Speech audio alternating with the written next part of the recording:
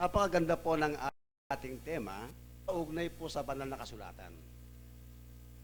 Ang ating tema na sinasabi patungo sa Diyos sa pamamagitan ng pag-ibig at karunungan.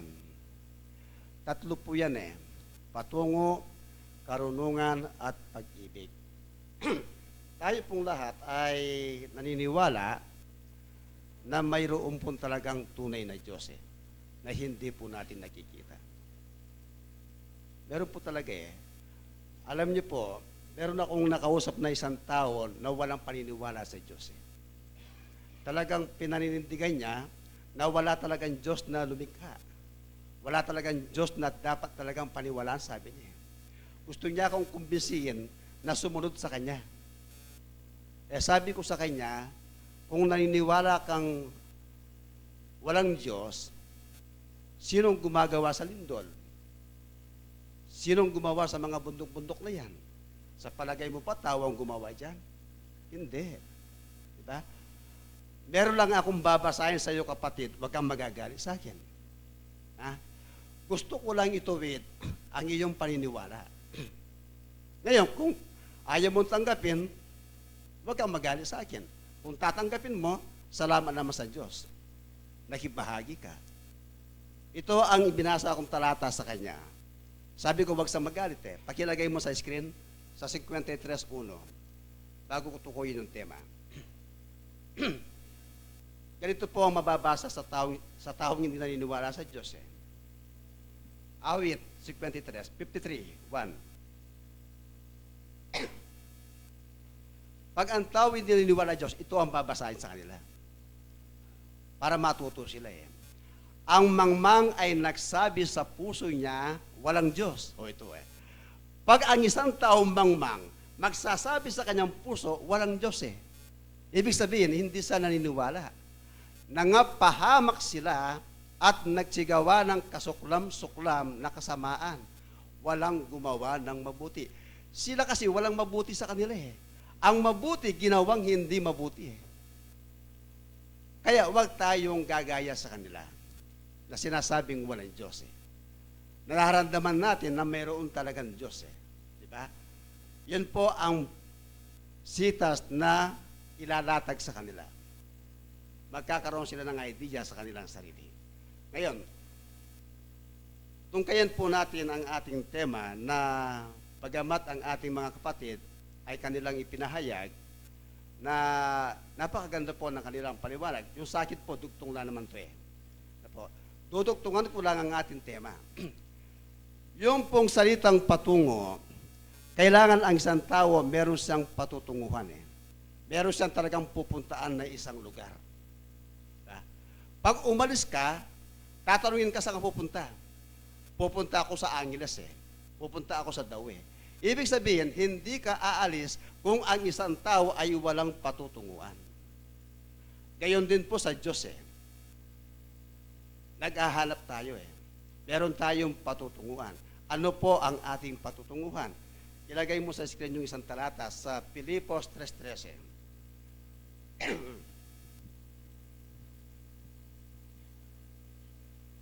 Ganito po ang nakasulat. Mga kapatid, hindi ko pa inaaring inabot, datapwat, isang bagay ang ginagawa ko na nililimot ang mga bagay na nasa likuran at tinutungo ang mga bagay na hinaharap. Meron palang isang bagay na tinutungo sa ating hinaharap. Ano po ang ating tinutungo ngayon? Na ating hinaharap. Basahin natin ang isang talata sa Hebreos 12:1 kung sino po yung tinutungo natin at ating hinaharap. Kaya't yamang nakukupkup tayo ng makapal na bilang ng mga saksi. Itabi namang walang liwag ang bawat pasan at ang pagkakasalang pumipigil sa atin at ating takbuhing may pagtitiis ang takbuhing inilagay sa harapan natin. Meron pala tayong tatakbuhin Meron tayong takbuhin na inilagay sa ating harapan. Ngayon, Itong takbuhin ito na inilagay sa ating harapan, sino po ito? Sino po itong takbuhin na inilagay sa ating harapan? Meron palang nakalagay sa ating harapan na dapat nating takbuhin. Tuloy natin sa 2. Kung sino po ito? Namasdan natin si Jesus. Si Jesus pala ang nasa harapan natin na dapat natin takbuhin Namasdan natin si Jesus na gumawa at subakdal ng ating pananampalataya na siya dahil sa kagalakang inilagay sa harapan niya ay nagtiis ng krus, naniwalang bahala ang kahihiyan at umupo sa kanan ng luklukan ng Diyos. Di ba? Meron palang umupo sa luklukan sa kanan ng Diyos Di ba? May umupo sa kanan sa luklukan ng Diyos Sino itong umupong ito? Hindi pa nabasa sa una? Masdan natin si Jesus. Sino ang kanyang pinaupo? Meron palang pinaupo sa kanyang kanan 3:1 ng Kolosas, pakinggan po ninyo.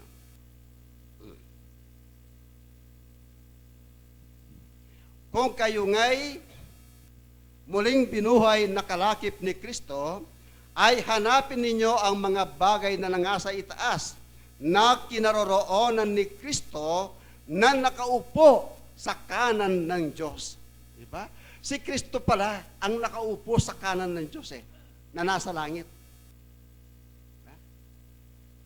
Lumalabas, sabi ng mga iba, di dalawang Diyos. Si Kristo pinaupo sa kanyang kanan. May Diyos din sa langit, may Diyos din sa baba na pinaupo.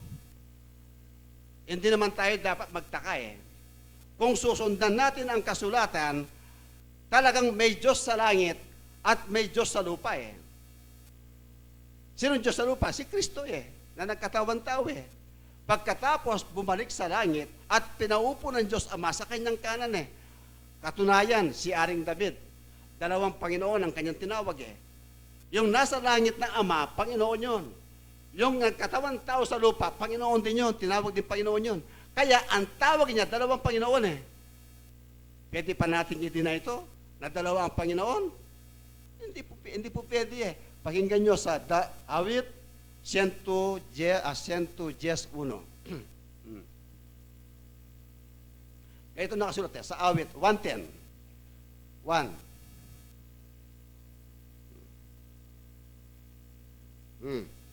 Sinabi ng Panginoon sa aking Panginoon. Ito 2 Panginoon. Sinabi ng Panginoon isa, sa aking Panginoon. Ito 2 Panginoon, umupo ka sa aking kanan hanggang sa aking gawing tuntungan mo ang iyong mga kaaway. Ito 2 Panginoon. Diba? Kaya, may Diyos sa langit. Nung nagkatawan tao si Kristo, Diyos din dito sa lupa. Sabi na marami, hindi raw Diyos Tao lang si Kristo Patutunayan natin sa unang 1:5:20. 5:20.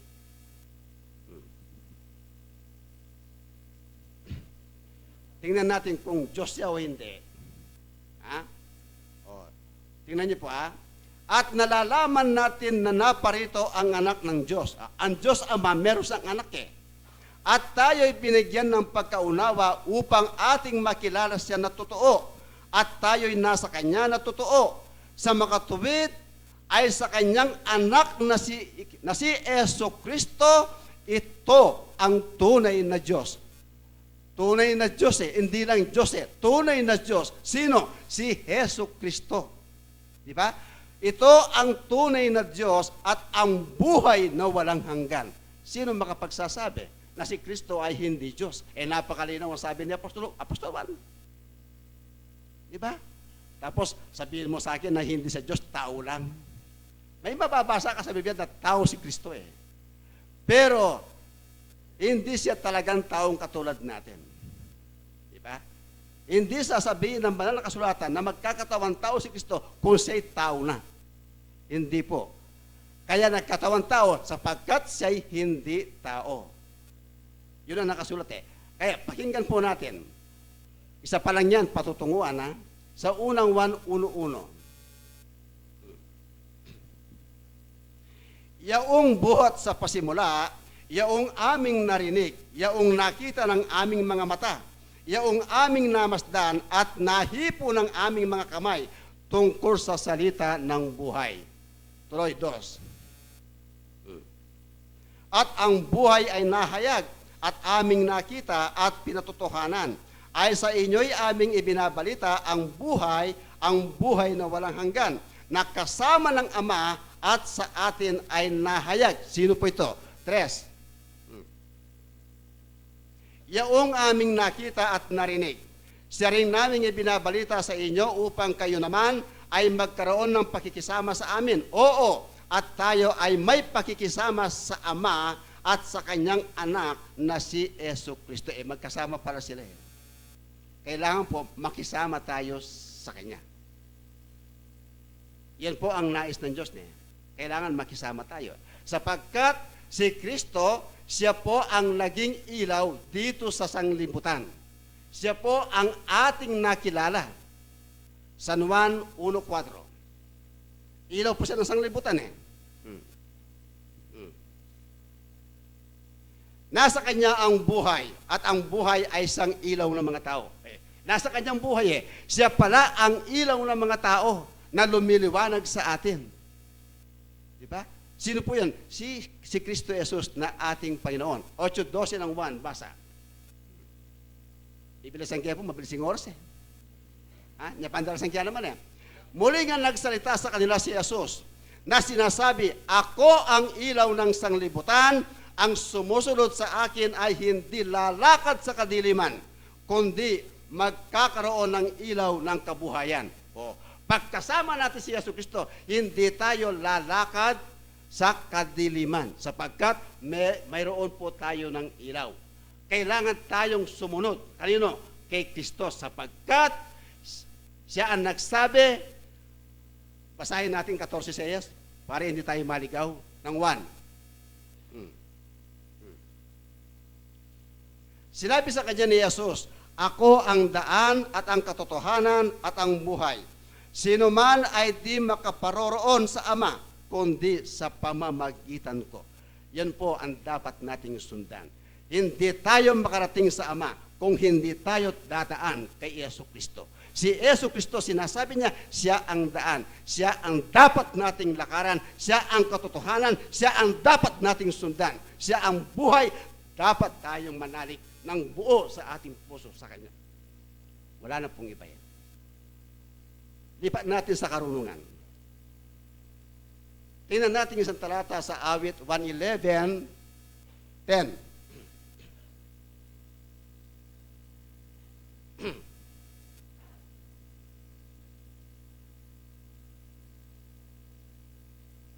Lahat po nasa Biblia yan.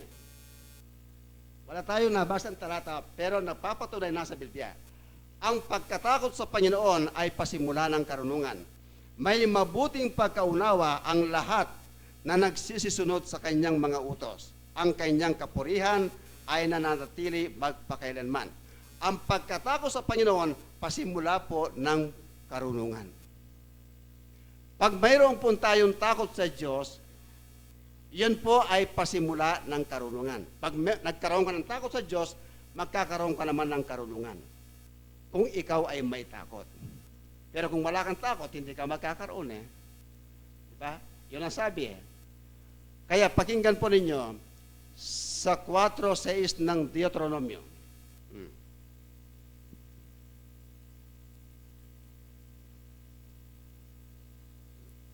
Yan. Ingatan nga ninyo at inyong isagawa sapagkat ito ang inyong karunungan.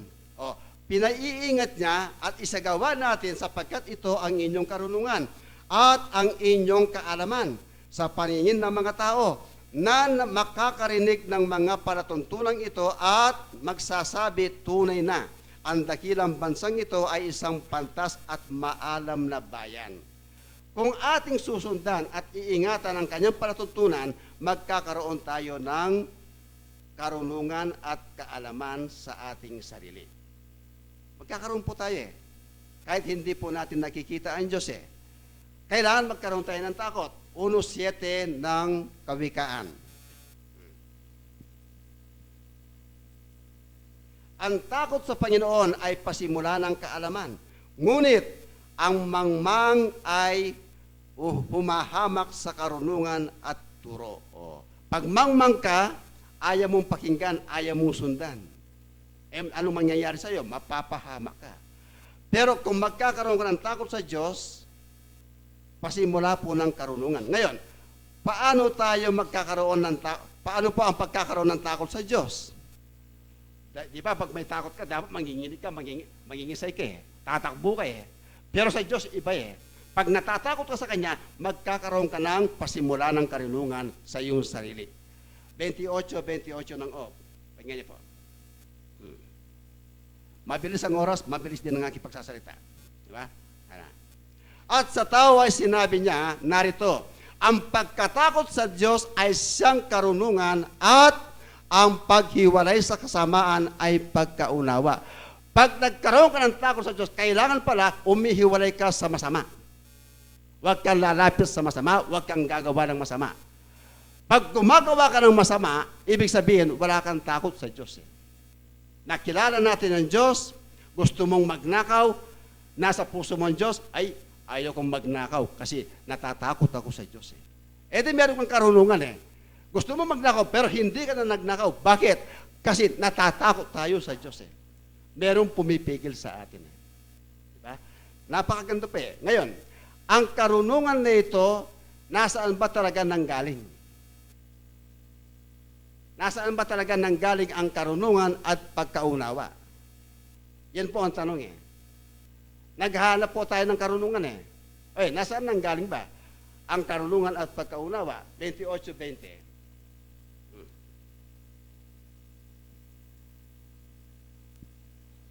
Saan nanggaling nga ang karunungan? Tanong. At saan naroon ang dako ng pagkaunawa? Diba? Nagtatanong po ang Biblia kung saan nanggaling ang karunungan, saan nanggaling ang pagkaunawa. Yan po ang nakasulat sa Biblia 12:13 ng Ob. Yan. Nasa Diyos ang karunungan. Ang tanong pala kung nasaan nanggaling karunungan, galing pala sa Diyos Nasa Diyos ang karunungan at kakayahan. Kanya ang payo at pagkaunawa. Kanino ka hihingi? Sa tao o sa Diyos? Sa Diyos po tayo hihingi, hindi sa tao. Diyos po ang nagbibigay ng karunungan. Pakinggan niyo po isang talata. Kawikaan 2:6. Ito sinasabi. Sapagkat ang Panginoon ay nagbibigay ng karunungan. Hindi po malinaw sa Biblia, ang Diyos ay nagbibigay ng karunungan sa kanyang bibig nang gagaling ang kaalaman at kaunawaan. Huwag nating sabihin na hindi tayo marunong. Huwag nating sabihin na wala tayong karunungan. Meron po tayong Diyos na kinikilala na nagbibigay. Sa Kanya po tayo humingi at dumaing.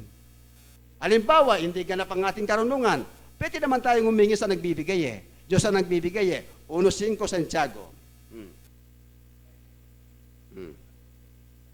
Diba? 1:5 na Santiago. Ngunit kung nagkukulang ng karunungan ang sinuman sa inyo, lahat po ay humingi sa Diyos na nagbibigay ng sagana sa lahat at hindi nanunumbat at ito'y ibibigay sa Kanya. Pag humingi tayo sa Diyos, ibibigyan tayo ng karunungan. Huwag nating sabihin na hindi tayo marunong sa Biblia. Hindi po, kailangan hanapin po natin. Tayo po ay magsaliksik. Kaya nasasabi tayo hindi marunong kasi yung mga iba hindi po nagbubukas ng Biblia. Hindi po nagbabasa ng Biblia. Hindi ba? Kung babasahin po natin, matutuklasan natin. Kailangan hanapin natin ang Diyos Ang paghahanap, hanapin mo ang Diyos kahit hindi mo nakikita, pero matatagpuan mo, masusumpungan mo sa Biblia. Masusumpungan mo sa Biblia. Hindi malayo ang Diyos 55:6 ng Isaias, basa. Masusumpungan po natin Ito po yung nakasulat sa propeta Isaias. 55:6. Inyong hanapin ang Panginoon samantalang siya'y masusumpungan. Magsitawag kayo sa kanya samantalang siya'y malapit. O, di ba susumpungan natin? Kung tatawagan natin, ay malapit lang siya. Malapit lang siya. Pakikinggan po tayo. Kaya lahat po tayong mga tao na nasa lupa, nakikita po tayo ng Diyos eh. Nakikita po tayo ng Diyos eh. Ibig sabihin, binabasa ako lang ang Biblia eh. Di ba? Nakikita pa ng Diyos lahat ng ginagawa ng mga tao. Pati nga yung mga masama, nakikita ng Diyos eh. Eh lalo niya nakikita yung mga mabuti. Pareho niya nakikita. Basa, 15:3 ng Kawikaan. Ang nagpapatunay ang Biblia, hindi po nanggagaling sa akin eh. Di ba? Oh. Ang mga mata ng Panginoon ay nasa bawat dako. Nasa bawat dako ang kanyang mga mata na nagbabantay sa masama at sa mabuti, sabi ng Biblia. Matutulan pa natin to? Hindi po bulag ang Diyos eh. Malinaw ang kanyang mata. Lahat nakikita niya eh. Hindi ka makapagtago sa kanya eh. Yan po ang karunungan ng Diyos eh. Diba? Kung sa kanya tayo kakapit kapatid, wag nating isipin na hindi natin kaya, hindi tayo magkakaroon. Dapat mapasa atin ang kaisipan ni Kristo. Babae ka man o lalaki. Pag nasa atin ang kaisipan ni Kristo, lahat po ng kanyang katwiran, lahat ng kanyang salita ay malalaman mo, ipagkakaloob sa iyo ng Diyos eh. Unang Korinto 2:16. Eksakto yan, may mayaring pag-ibig. Mahaba po yan eh. Sapagkat sino ang nakakikilala ng pag-iisip ng Panginoon upang siya'y turuan niya? Tanong yan eh. Dapat nasa atin ang pag-iisip ni Kristo. Diba? Nasa atin ang pag-iisip ni Kristo eh. Paano mapasa atin ang pag-iisip ni Kristo? Pwede pang mapasa atin? Ang Biblia ay salita ng Diyos. Ang Biblia ay pag-iisip ng Diyos eh. Hindi pa yung binabasa natin sa Biblia, tungkol sa Diyos yan. E di ang pag-iisip niya, nasa Diyos. Magbasa tayo ng Biblia para mapasa atin ang pag-iisip ng Diyos eh. Pinakauli po, hindi ko na masundan yung pag-ibig eh. Hindi ba? Mapasa atin ang pag-iisip ni Kristo eh. 15:4 ng Roma.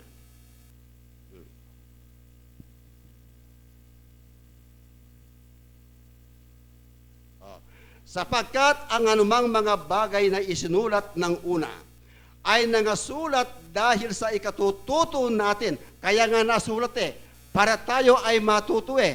Para sa ikatututo natin upang sa pamamagitan ng pagtitiis at pag-aliw ng mga kasulatan ay magkaroon tayo ng pag-asa. Saan tayo magkaroon ng pag-asa? Sa mga kasulatan. Buksan po natin ang kasulatan. Doon natin malalaman ang buong katotohanan na galing sa Diyos. Wala sa ibang libro. Ito lang ang sagradong kasulatan na ipinagkaloob sa atin ng Panginoon. Magbasa po tayo ng Biblia. Babae, lalaki, membro ka man, ano ka man, kailangan po natin salisigin. Pasensya na po kayo, hindi ko nasundan yung pag-ibig. Mabilis po ang oras eh. Magandang umaga po sa inyo lahat.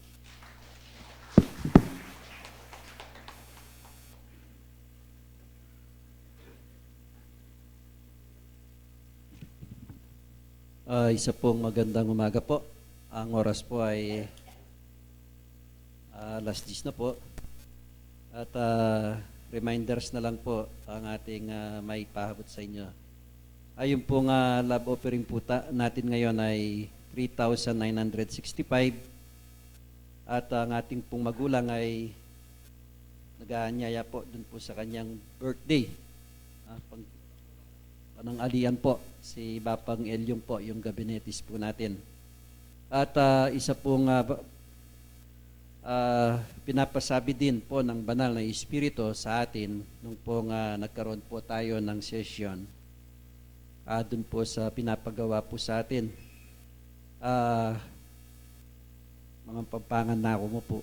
Mag-insensu mo po balanggat panapon po tapo deng aliway da pabalo.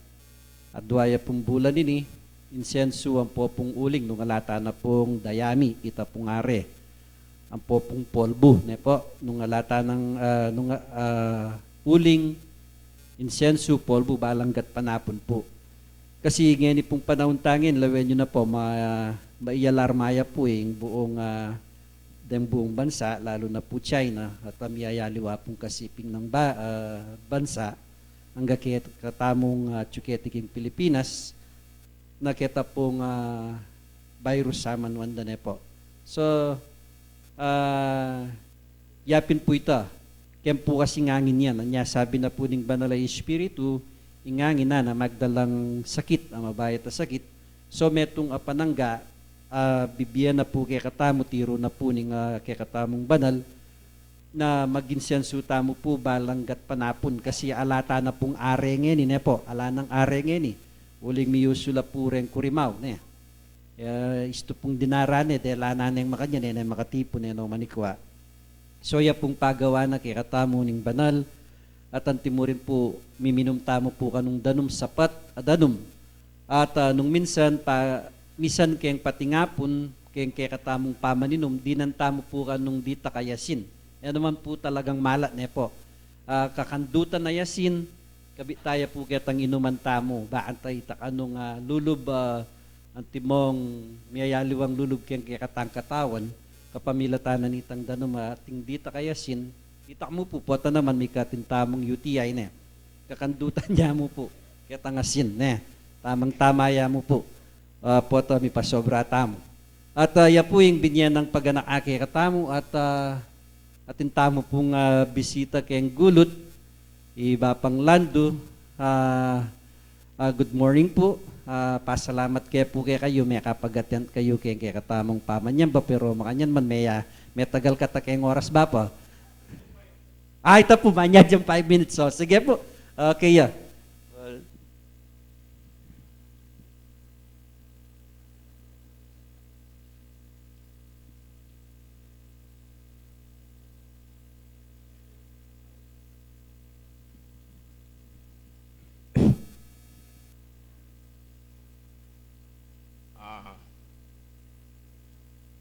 Pagpasensya niyo po, talagang emotional kong magsalita. Muna, babi kayong maya poras kayo kayong lugod na ni nga pong Ginoo. Miras kong kapayapaan. Nung ka rin kong menibatan. Pasalamat ko. Yung mikit-ikit na pasibayo, kayong kapamilitanan ng Banal na Espiritu. Kanya kung nagsikobli, kaya ning sibol, nung ka rin kumayawos. Nung nga ako magkamali, may ginang 40 anyos, anyang mayawos ko. Pero, yung nga sabi ko mong kaya kayo kapatid, ako kay pinili nga pong Ginoo. Kaya pinili ng Diyos. Yang memili ka na ako. Bakong gampanan, may ka na akong obligasyon, at katungkulan kaya, kanya mo ngeni, kasalukuyan at ikuwar pa nyo, bada kong agkatan. Yung sana, kaya katamong kapanulan, alang mamatras. Sumulong tamo. Bangka nito, makanyang tayang aparagol, hindi katamong maguman. Hindi matutuanan na ni kapatid. Yung espirita, para ka na ako, yung mumunang aguman para king Diyos. Uling, kaya ni mayayakit, deng espirita, malugod la, papakumbabala, munong muna, at ilang takot, kaya nga pong Ginoo.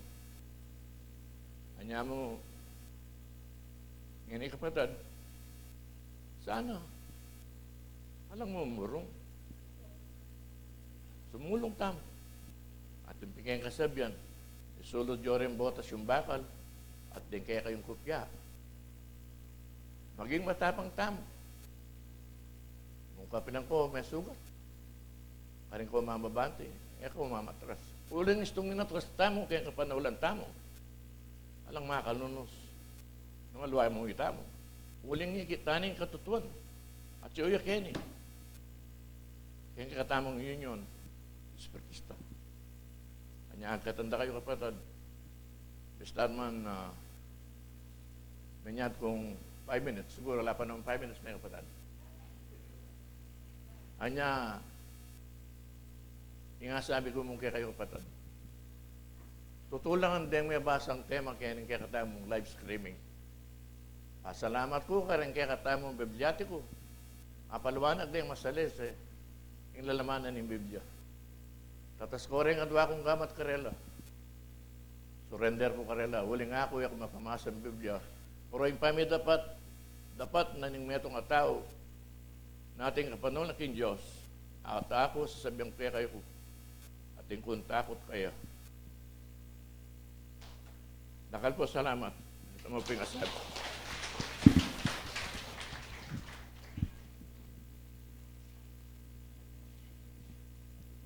Salamat po, ang Baba.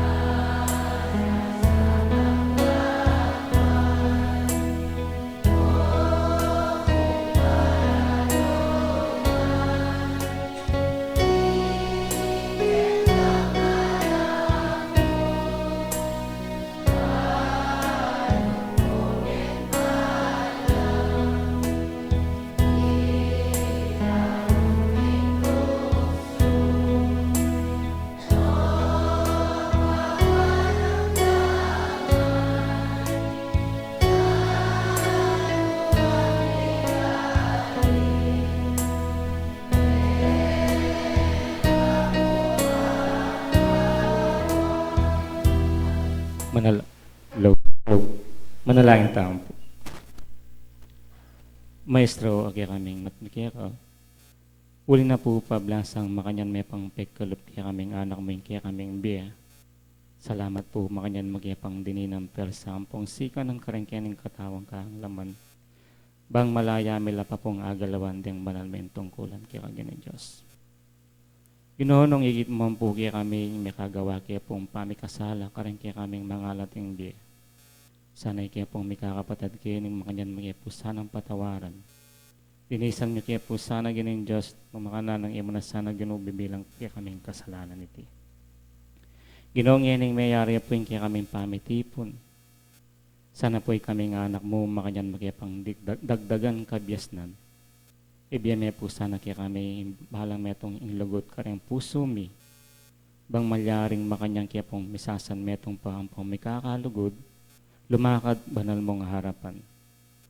Ikmang banal pablasang dengal doming bukas ay mila po kamalayon. Ing sana yung balang metong kaya kami ngayon kung oras iti ang gana po retang kapatid ming mengang daywan ay may kaya bengin. Ing makanyan magkaya po sana ang ingatan karingal dot benga may pamanggalo. Sana ginoong Diyos ay magkaya po kakawangan karing palang pinandit. Noon ay manatili ka po sanang kayantabi may karingal doming paintungulan. Okay kaming ginoong yan may kakawani na kami po. Ang mamanuli karang balementong nangan. Sana ginin Diyos nung makanano kaya pong payapang miras king kakarin na niti. Ing sana po makanyang kaya pong magsukubling bitbit maya po yung tagumpayan pong tula karang kaya kaming balang puso. At ni naman pong ating kapanamdaman king oras sa iti. Sana po kitang lihim makanya mo na pong apisan karang kaya kang mayapayang gamat. Dinan mo kaya po sanang kapaldanan ginin Diyos. Bang kareng aldong bukas sa daratang makanyang kaya pa pong makagalo kareng balamentong kulan. At detang kaya kapatad bing emea kaya beking oras ay tiginin Diyos. Lalong-lalo na po retang merim lang kaya kaming kasalpantayanan ni sana. Makanyan mo pong kalbitan kapanamdaman bang makanyan na pong magbalik pa si Bayo. At abe-abe kaya pong maminto karang banal mong tuntunan. Inoren ni mo po rin kaya kaming makuyat akaralungan kaya kaking oras sa iti. Ing sana Ginoo makanyan makanyan mo la pong tanggapan king kaya kang banal ay harapan. At makanyan mo naman pong tanggapan itang kaya kang banal ang bapay pala. Anyaran mi ang pong Ginoo kilagyo ng Yeso Kristong bugtong mga nakakaya kaming tagapagligtas. Yan asa po. At announcement po mana kaya po iba pangyayong Kimber Day na po.